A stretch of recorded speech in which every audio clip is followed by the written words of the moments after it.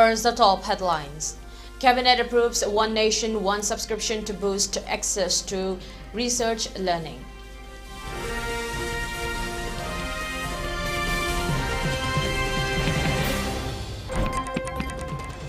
Karbi Anglong Autonomous Council Chief calls for immediate eviction of illegal Kuki settlers in district.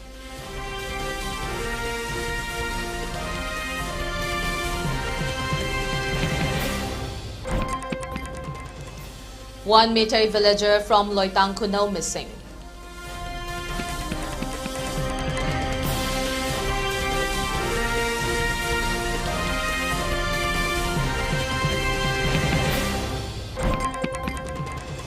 Manipur tagged Amur Falcon completes remarkable migration to Kenya.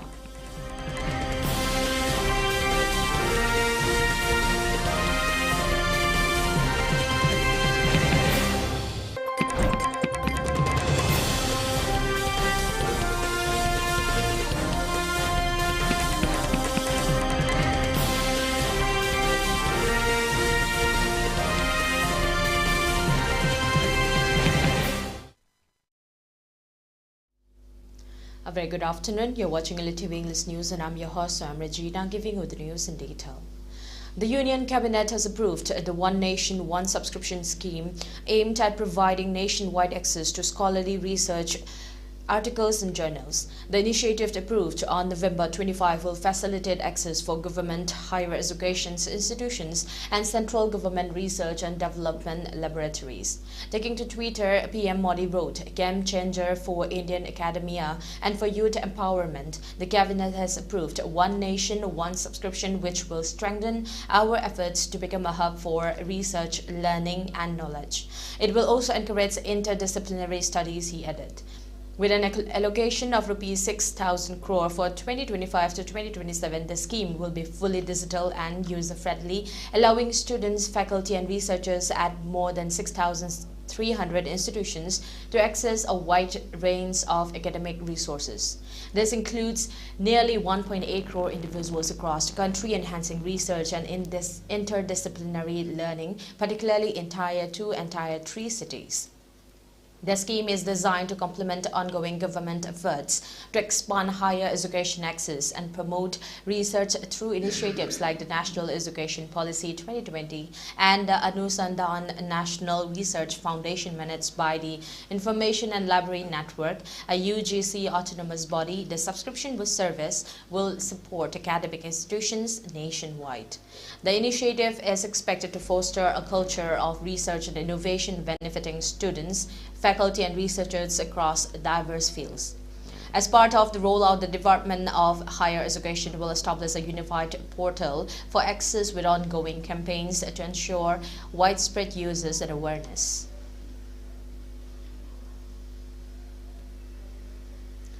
The Chief Executive Member of the Karbi Autonomous Council, Tuliram Ronghang, has made a strong appeal to remove illegal settlements in Karbi Anglong, reportedly set up by suspected individuals from Manipur's Kuki community. Speaking at a land patha distribution event in Hauragat, Ronghang claimed that nearly 1,000 individuals from the Kuki community have entered Karbi Anglong, with around 500 families allegedly encroaching on the Karbi hills. The illegal settlement must be vacated immediately, Ronghang asserted, urging swift action to address encroachment. With fresh violence erupting in Manipur, there have been fears of mass influx of people from Manipur to Karbi Anglong in Assam.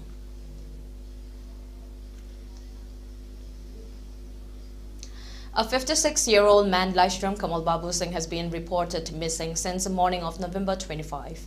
Singh, a resident of Loitang Kunal in Manipur, was last seen heading to the army colony in Laimakong for work.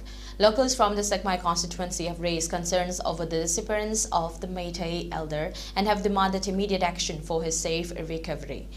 According to sources, a joint search operation involving the state police and central forces is currently underway in a bid to locate the missing individual. Authorities have intensified efforts to ensure his whereabouts are determined as soon as possible. हिला करेगा तो आप लोग position में रहेगा, यार क्या लगाएगा, इसमें क्या फायदा मिलेगा हम लोग का? यहाँ हम महिला भाई लोग से गुंडा करने के बावजूद उधर जाओ, ऊपर कुकी एरिया में पंपिंग ऑपरेशन कर ले। यहाँ इम्फाल में पता नहीं कहाँ से आया है, पता नहीं कितना आया है आर्मी सेंट्रल फोर्स कितना आया है। सब ऊपर जाओ, कुकी के एरिया जाकर पंपिंग ऑपरेशन कर ले। हिम्मत है तो कर दिखाओ, नहीं तो हम लोग महिला बेबी लोग से परेशान देकर रहा। हमने एक बार भी नहीं शुरू किया है। ऊपर से कुकी लोगों ने पहले हथियार लगाएगा, इंसानी लगाएगा, गांव लोग को परेशान देगा, मारेगा। बच्चों लोग कितना औरत लोग मारे गया। इतना होने के बावजूद भी जोशी को शर्म आना चाहिए। वो गलत खबर भी दे रखा है हमारा 50 वो क्या नाम है आर्मी चीफ ऑफ स्टाफ को। शर्म आना चाहिए। आप लोग के बीबी के बच्चों की साल होगा तो क्या होगा, आप लोग सोच ले।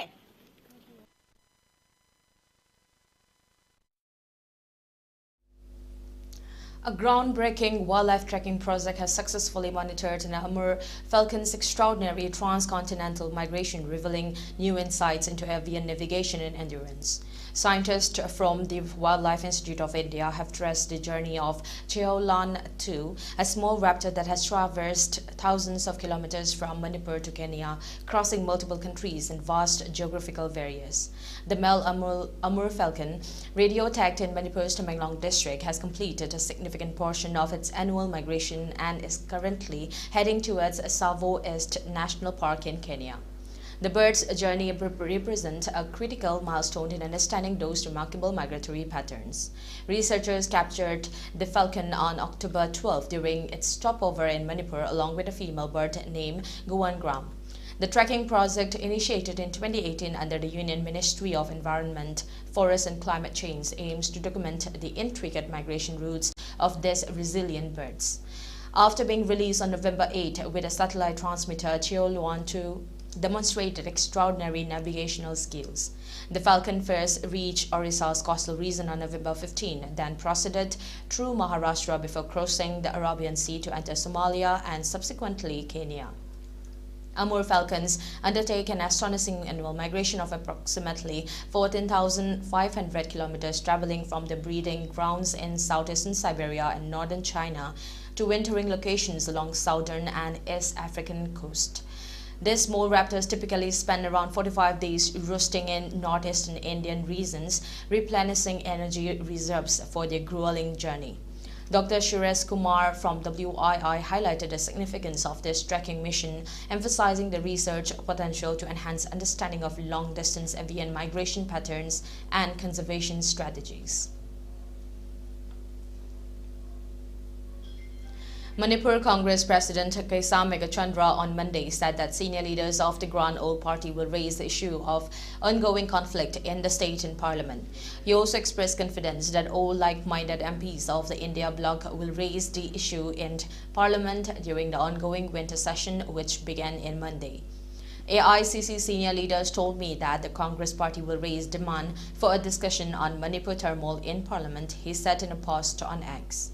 Meanwhile, in another post on X, Inner Manipur Lok Sabha Constituencies Congress MP Angom Chabimol Koizam said, avoidable loss of lives of innocent men, women and children during the last 18 months are products of a fatal combination of a belligerent mobilization of an identity politics based on an exclusivist, ethno-nationalist project and actions of a state that looks for some political and strategic goals by using Manipur as a peripheral entity. Killing of women and children after taking them hostage and displaying those helpless innocent victims on social media and justifying the heinous act with whataboutery and as retaliation is a new phase in this ongoing Manipur macabre. It also speaks of a depravity of morality as much as politics, he added. Meanwhile, the Trinamool Congress will also raise the issue of the ongoing unrest in Manipur during the winter session of Parliament, demanding a detailed debate and urgent intervention of the central government while focusing on seeking answers through discussions rather than disruptions. At its national executive meeting, chaired by Party Supremo and West Bengal Chief Minister Mamata Banerjee, the TMC decided that its MPs will highlight the broader unrest in Northeast India during the winter session, which began on Monday, emphasizing the need for focused attention on restoring peace and stability in the region. We will seek answers from the government on the ongoing unrest in Manipur. We want a debate and unwanted center to intervene. But we want discussions and are not in favor of disruptions, a senior TMC leader said after the meeting.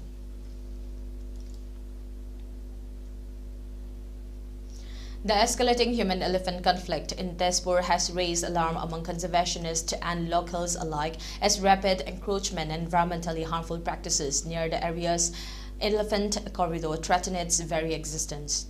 This critical wildlife pathway, essential for the movement of elephants, is nearing closure due to unchecked human activities, leaving rural farmers in distress and struggling to safeguard their livelihoods. Amid rising tensions, a team of environmentalists led by Professor Saurabh Bora visited the Trapuri area of Tezpur to assess the situation and engage with affected communities. The delegation included prominent members such as Tutumoni Kalita, president of the Prakriti Group, Masinur Raman, the group's secretary, and environmental activist Babdhan Das, along with representatives of the serpent-friendly team. During the visit, Professor Bora distributed pamphlets to raise awareness among locals about the importance of protecting the elephant corridor and minimizing human-wildlife conflicts. He also urged the Forest Department to take immediate steps to address the crisis, emphasizing the need for sustainable coexistence between humans and elephants.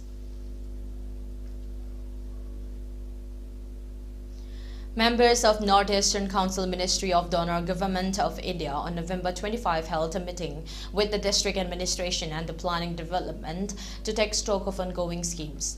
The members Tanjung Norbu Tongdok and Longpi Pangcho were briefed on ongoing schemes under NEC, NE, SIDS, O3 and Donor. Tongdok urged Deputy Commissioner Akriti Sagar and her team to take advantage of various schemes under NEC for the benefit of the larger public. He also urged the works government departments to ensure that there are no delays in the tendering process and that utilization certificates are submitted on time. Furthermore, he stressed that all scheme proposals must be free of encumbrances. Fangto urged the district administration to give utmost priority to education and assured necessary support in so far as educational schemes under NEC is concerned. Co-Protocol Sange Norbu, DPO H. Daipodia and officials from other departments were present.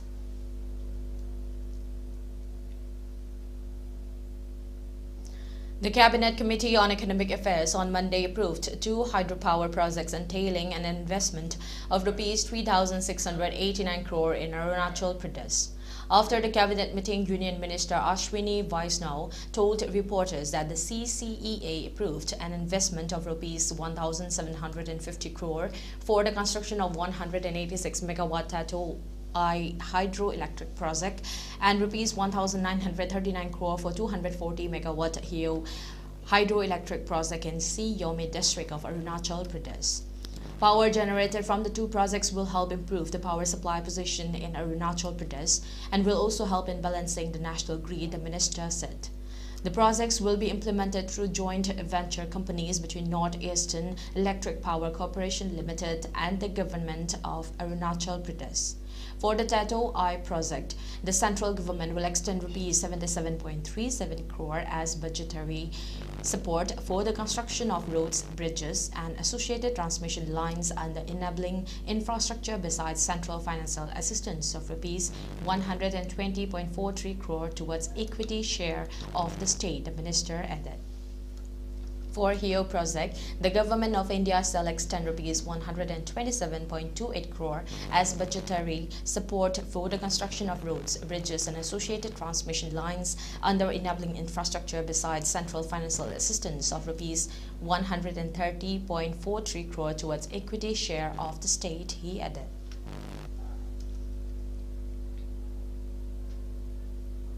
Let's take a short break. We'll be right back.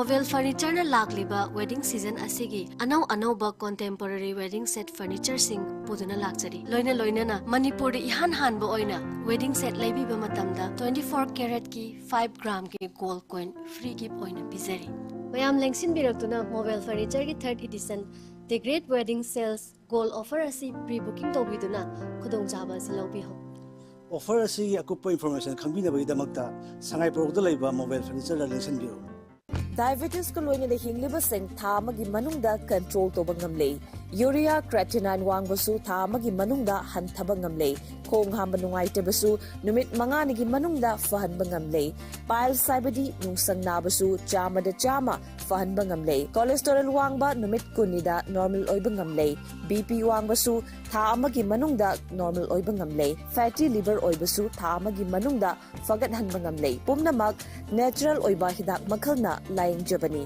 hakchang da sokadaba side effect amata laite makata na hidak chabagi mathau su tararoi hena kupa parol gi damak ngasimak langsin birau diabetes hospital soibam leikai ayangpali road opposite Karkinos Jenims Hospital Porompat Imphal East near Punjab National Bank live tharadi miyamda asengba adu haibiyu dukan yora akanda masidadi offer laite na soidana hairakani HG Cassette Gallery da amuktang linksin birau online price da mobile khudimak loina phangbigani hojik se wana ba matamnina loan gi khudong chabasu aikhoi gi maikai dagi pizari MI gi phone leiba singi su lucky draw leizai chahi loramdai asida adom gi daw adu yabra haina amuktang yingbiu car bite mobile na jingba sing phawa yana leiri ningol chakau bagi special offer gi mathakta aikhoi gi store gi oina su lucky draw tawjari lucky draw asigi first prize na 32 inch TV second prize na induction third prize na rice cooker ni singjamai supermarket ta leiba HG Cassette Gallery da lengshin biraktu na khudong chaba ase lobi ho makhal kaya gi award phangaba HG Cassette Gallery ni chahi tara gi mathak HG Cassette Gallery na mobile store asida matam nga chana ba mong da offer amadi discount kaya piduna lakchari sale khudong cha double su loan da mobile lobi ba yagani discount pi ba khatang natana lucky draw tawduna miyam da khudol kaya am su pijari miyam su singjamai supermarket ta leiba HG Cassette Gallery da utang lingjing birau loina na HG Cassette Gallery gi Facebook page asibu follow tawba singi ona su lucky draw amasu thamjari. Welcome back. You're watching ELITETV English News. The Supreme Court today dismissed a PIL seeking the reintroduction of the paper ballot system in Indian elections. The court rejected petitioners' claims of EVM tampering, highlighting the inconsistency of leaders who questioned EVM reliability only when they lose elections. Dismissing the petition, the bench remarked, "What happens is if you win the elections, EVMs are not tampered. When you lost the election, EVMs are tampered. When Chandrababu Naidu lost, he said EVMs can be tampered. Now this time, Jagan Mohan Reddy lost, he said EVMs can be tampered."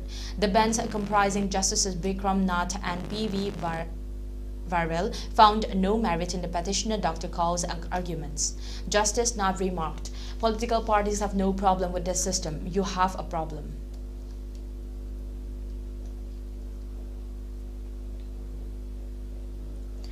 The Supreme Court today, November 26, allowed the transfer petition filed by the National Investigation Agency for the transfer of 8 criminal cases pending before the NIA Special Court in the District Imphal State of Manipur to the NIA Special Court, Guwahati, Assam. A bench of Justices J.B. Pardiwala and R. Mahadevan allowed the NIA's transfer petition, taking into consideration prayer made by the NIA that the situation in the state of Manipur was not conducive for conducting a free and fair trial. The 8 criminal matters unrelated to each other are under the Unlawful Activities Prevention Act 1967. They were subsequently transferred from the Manipur Police to the NIA for investigation. The court therefore ordered this transfer petition under Section 13(2) of the NIA Act 2008 and Section 406 CRPC 1973 is at the instance of the NIA praying for a transfer of the following cases from the NIA Special Court in Imphal State of Manipur to NIA Special Court, Guwahati, Assam. We have heard Ms. Ashwar Y. Bhati, learned ASG for NIA and learned counsel for accused persons in the 8 cases referred to above. The transfer has been prayed for essentially on grounds that the situation at the state of Manipur is not conducive for the purpose of conducting free and fair trial in the cases referred above. In such circumstances, the NIA has requested to transfer to the NIA Special Court Guwahati. The bench also took notice of the fact that the court on August 25, 2023 had ordered the transfer of 27 CBI cases from the state of Manipur to Assam having regard to the situation prevailing in Manipur. Before the court, the counsel on behalf of the different respondents appeared, including senior advocate Colin Gonsalves. While Gonsalves prayed that the trial may be transferred to Delhi, others such as advocate Siddhartha Borgohan prayed that it may be transferred to Mizoram or Meghalaya. He stated that Manipur has only one NIA court. However, Justice Pardiwala remarked that the trials would have to be transferred to one state only. Furthermore, Advocate Ahantem Henry for Respondent 13 expressed that it is not feasible to transfer from Manipur to Guwahati as the air ticket is expensive, whereas the roads are all blocked. He stated that the accused person would not be able to afford it. He said, "I am a carpenter, all roads are blocked by the militants. I am not in custody. I am out on bail. I am from Kuki community." To this, Justice Pardiwala stated that it will be NIA's responsibility to ensure the safety. Taking this as an important consideration, the court further added in this order, some respondents expressed apprehension that it may be difficult for the clients to travel from Manipur to Assam, more particularly those accused on bail. To take care of such apprehension, we permit those accused on bail to join the proceedings through video conferencing.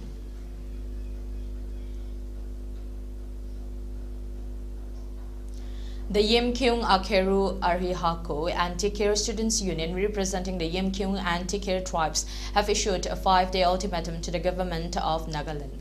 This move comes in response to the alleged failure of the state government to implement the personal and administrative reforms. Notification dated March 23, 2022, and a subsequent verdict by the Guwahati High Court Kohima Bench case number WPC 42 by 2023, dated September 29, 2023. In a formal letter addressed to the Chief Secretary of Nagaland, the student bodies expressed frustration over the government's inaction, despite multiple representations urging the implementation of a 25% reservation policy for 7 tribes across 6 districts of eastern Nagaland. According to the unions, the lack of progress has adversely affected aspirants and citizens, infringing upon fundamental rights granted under the Constitution. The student organizations emphasize that their demands are legitimate and non-negotiable. Highlighting the stone-cold response from the government, the letter warned that failure to act on the demands by November 30, 2024 would lead to indefinite democratic hesitation. The unions also announced their intention to abstain from all state-organized events and warned that any untoward incidents arising from the hesitation would place the full responsibility on the state government. The ultimatum underscores growing discontent among tribal communities in eastern Nagaland who have long sought equitable representation and opportunities. The YAA and TSU reiterated their commitment to protecting the rights of their members and ensuring that the state government upholds its commitments as per legal and administrative directives.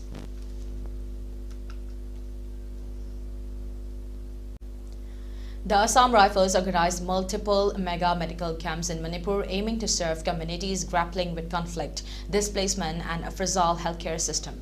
The 3-day-long camp saw the participation of around 6,750 people from various districts of the state. The mega medical camp not only addressed the pressing medical needs of thousands, but also offered hope, healing, and humanity to people in distress.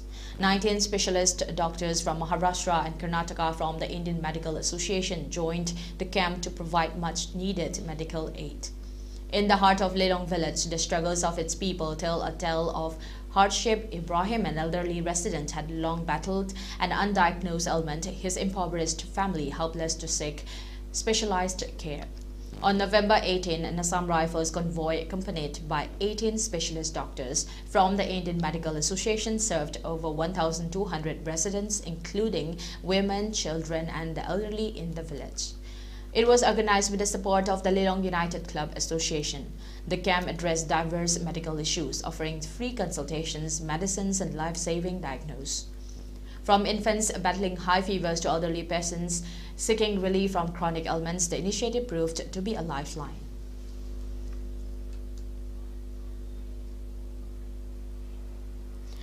The Mizoram government has intensified its enforcement against illegal fireworks and pyrotechnic materials ahead of Christmas and New Year celebrations. Mizoram police on Monday raided a godown in Aizawl and seized a large quantity of banned items including firecrackers, sky lanterns and toy guns with dischargeable pellets valued at over Rs 9.1 lakh. The godown located in the Daurpui locality has owned by Sahidul Alam 28, originally from Karimganj, Assam. Following the raid, Alam was arrested and a case was registered under Section 223 of the BNS based on a complaint by Aizawl District Magistrate Lalria Pui. Further investigation led to the arrest of another individual, Lalthau Mawia 34, from Chalmun locality. He was found to have imported and stored additional banned materials worth Rs 1.2 lakh. The crackdown comes in response to a prohibitory order issued by the Mizoram government on November 21, restricting the sale and import of firecrackers, sky lanterns and similar items to ensure public safety during the festive season. Authorities have reiterated their commitment to strict enforcement to prevent violation.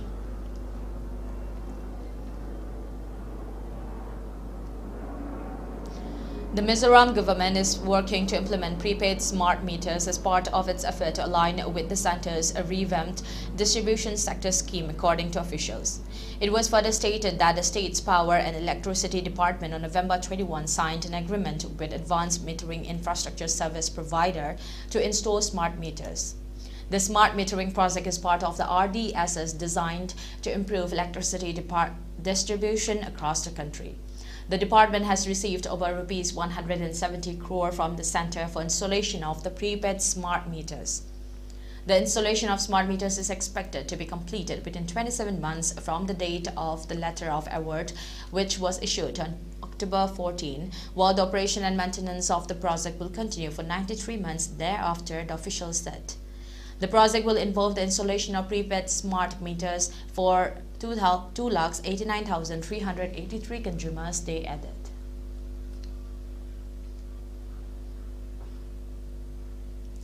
Border security force deployed in Tripura have detained 6 Bangladeshi nationals and thwarted attempts of smuggling. According to BSF, on 25th November at about 4 p.m., the BSF troops of BOP Murtichera under of Kailash Shahar subdivision of Unakoti district apprehended 3 Bangladeshi nationals while they were trying to exfiltrate to Bangladesh. Apprehended Bangladeshi nationals are residents of the Kamal Bazar area of Sylhet division. In another operation, BSF troops apprehended 3 Bangladeshi nationals, including 1 male, 1 female and 1 child from North Tripura, said BSF. They said that by adopting non-lethal strategy, BSF troops successfully foiled several attempts of smuggling and seized contraband worth Rs 10 lakhs. In one such operation, a Bangladeshi smuggler reportedly sustained pellet injury by BSF firing from non-lethal weapons. BSF is maintaining a high level of alertness on the international border to prevent infiltration and trans-border crime, it added.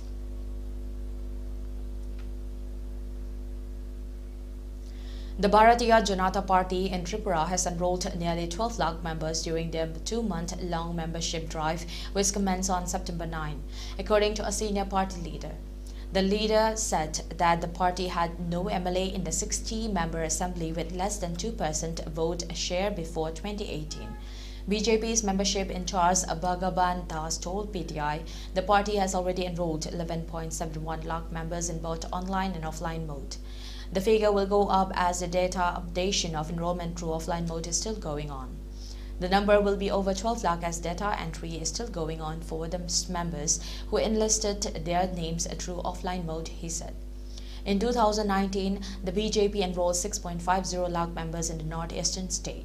The BJP has set a target of enrolling 70% of 16 lakh electors who voted for the party in this year's Lok Sabha elections.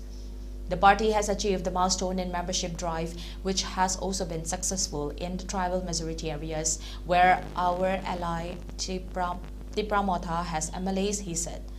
Das, who is also the BJP's State Unit General Secretary said the party hopes to hold elections at both mandal and district levels by December 30 to pave the way for the election of the state president. The committees of around 20% of 3,349 booths have been reconstituted after the completion of membership drive. All the booth committees will be reorganized by November 30, while mandal presidents will be elected by December 15. The district presidents will also be chosen by December 30 to facilitate the election of a new state president, he said. The party is likely to get a new state president as incumbent Razif Bhattacharjee has become Rajya Sabha MP.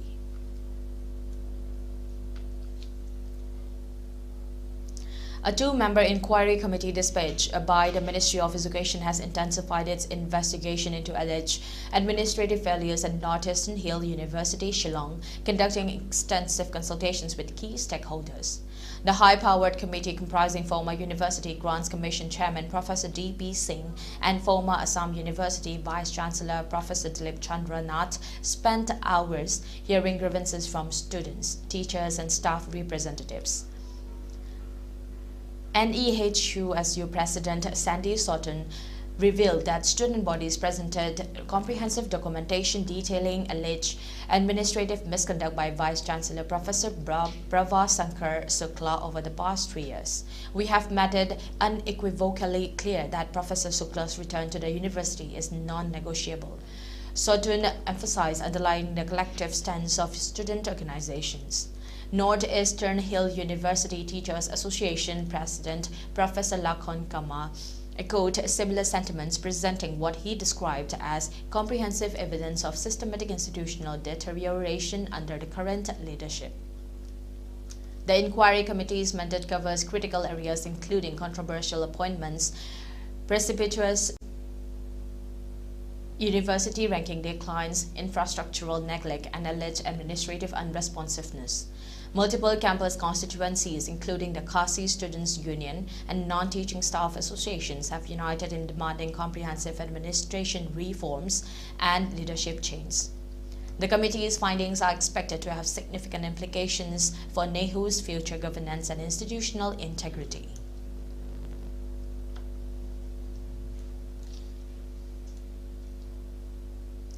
Legal professionals intensified awareness about women's rights and protection mechanisms during a dedicated program commemorating the International Day for the Elimination of Violence Against Women. The District Legal Services Authority East Khasi Hills partnered with the Meghalaya State Legal Services Authority to host a targeted community engagement at Khatarsnong Lai Kro CNRD block focusing on critical legal safeguards for women. P. Raitam, a legal aid counsel from Shillong, dissected from the Protection of Women from Domestic Violence Act 2005, explaining maintenance provisions under Section 144 of the Bharatiya Nyaya Sanhita. Her presentation illuminated legal pathways for women seeking protection and financial support. Complementing Raitam's insights, a Kongsit station inspector from Sora police station addressed the escalating challenge of cyber violence targeting women and girls. The presentation underscored the digital realm's emerging threats and legal resource available. Villagers from Lightmau Ro and Ramkeng actively participated in the subsequent interactive session, signaling growing community awareness about women's rights and legal protections. The event has strategically combined legal expertise with grassroots engagement, promoting a comprehensive approach to combating gender-based violence.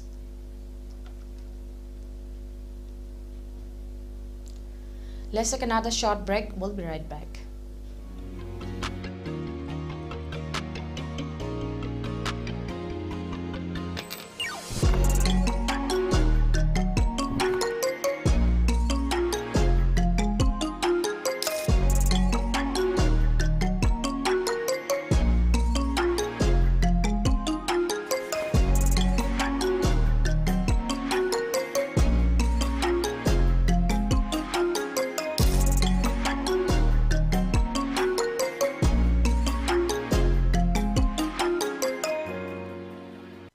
Mobile furniture na lakliba wedding season asigi anau ba contemporary wedding set furniture sing puduna lakchari loina na Manipur de han ba oina wedding set laibi ba matamda 24 karat ki 5 gram ki gold coin free gift oina bizari mayam lengsin biraktuna mobile furniture ki 3rd edition the great wedding sales gold offer asi pre-booking tobiduna khudong chaba si lobi ho offer asi akupa information khambinabagidamagta sangai porokda laiba mobile furniture la listen biro Diabetes ko loina de hingliba sing tha magi manungda control to bangamle urea creatinine wangbasu tha magi manungda hanthaba ngamle khong hamba nungaite basu numit manga nigi manungda fahan bangamle pile saibadi nungsang na basu chama da chama fahan bangamle cholesterol wangba numit kunida normal oi bangamle bp wangbasu tha magi manungda normal oi bangamle fatty liver oi basu tha magi manungda fagat han bangamle pumnamak natural oi ba hidak makhalna layang jabani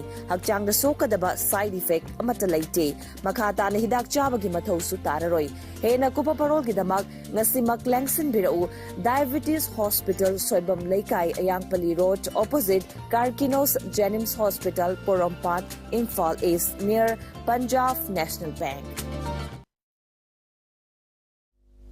Welcome back. You're watching ELITETV English News. Meghalaya's Directorate of Higher and Technical Education has successfully distributed scholarships totaling rupees 108.83 crore to nearly 50,000 students, marking a significant investment in educational support for tribal communities. The funding breakdown reveals a collaborative effort between the central and state governments. Rupees 98.09 crore came from the Ministry of Tribal Affairs, with an additional rupees 10.90 crore contributed by the Meghalaya government. To date, 49,628 students have received their scholarship payments through 2 distinct installments. The first tranche of rupees 42.32 crore supported 17,364 beneficiaries, while the second installment of rupees 66.67 crore reached 32,064 students. Currently, approximately 27,127 eligible students await their scholarships, pending the release of the third installment from the Ministry of Tribal Affairs. The Director of Higher and Technical Education emphasized the department's commitment to expediting the remaining payments, stating active negotiations are underway with the central government to secure the final funding.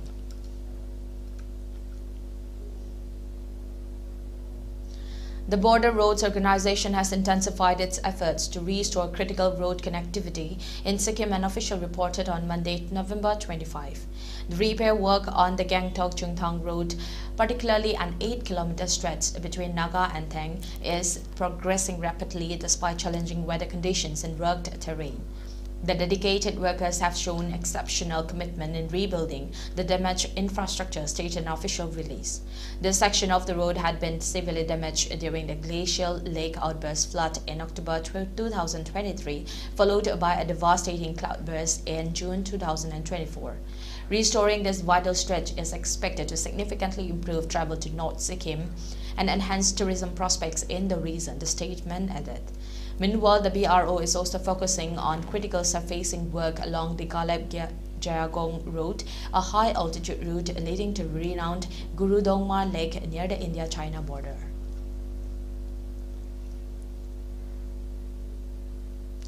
Sikkim Chief Minister Prem Singh Tamang on November 25 expressed optimism about the state's economic future following a meeting with a delegation from the PhD Chamber of Commerce and Industry in New Delhi. The delegation shared an inspiring vision for transforming Sikkim into a leading investment hub, focusing on innovative ideas designed to create and boost employment opportunities for the state's youth. Encouraged by the proposal, Chief Minister Tamang extended an invitation to the PhD CCI delegation to visit Sikkim for further discussions. I am pleased with the vision they have for our state and look forward to welcoming them to Sikkim. Their visit will allow us to explore a more detailed and a comprehensive plan tailored to our state's specific needs, said Tamang. The Chief Minister said that the collaboration would focus on charting a clear roadmap for future development with an emphasis on sustainable growth and youth empowerment in the region.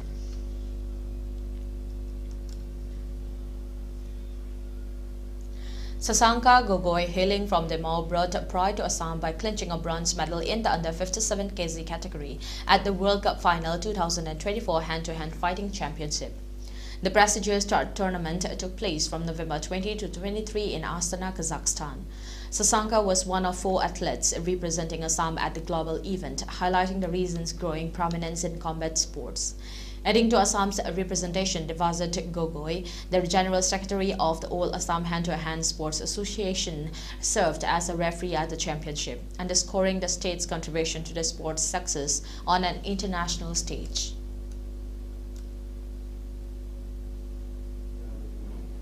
For ELITETV News Channel, contact to the email address info@elitetv.in or 940-2890982 and subscribe to ELITETV YouTube channel or follow on Facebook page, Instagram and X for more information about the channel. Before we wind up, let's have a look at the top headlines once again. Cabinet approves One Nation, One subscription to boost access to research learning.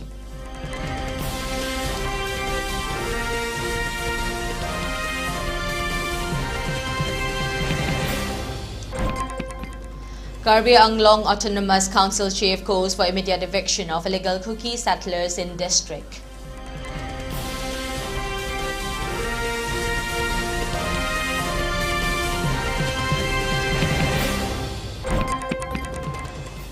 One Meitei villager from Loitang Kuno missing.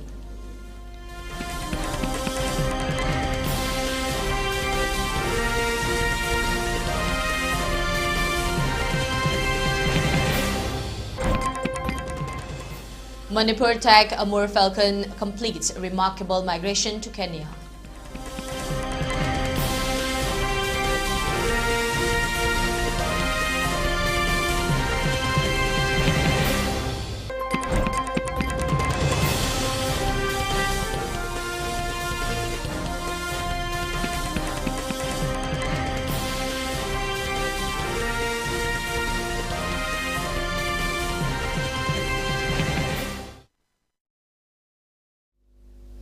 That's a wrap. Thank you for tuning in and keep watching the 6 p.m. ELITETV English News for more updates.